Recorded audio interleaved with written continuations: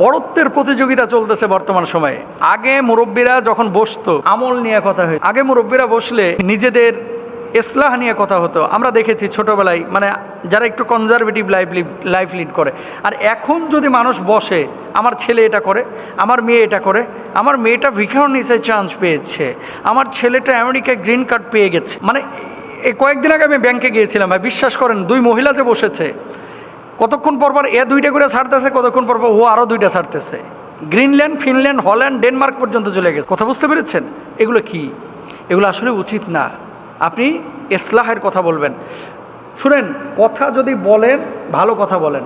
চাপাবাজি, চাপার জোর সবারই আছে, কিন্তু সবাই পছন্দ করে না। এটা ব্যক্তিত্বের বহির্প্রকাশ না। আপনার ছেলে কি করে না করে, ভালো কিছু হলে অবশ্যই শুকরিয়া আদায় করে বলবেন, আলহামদুলিল্লাহ ছেলেটা আমার ঢাকা বিশ্ববিদ্যালয়ে চান্স পেয়েছে।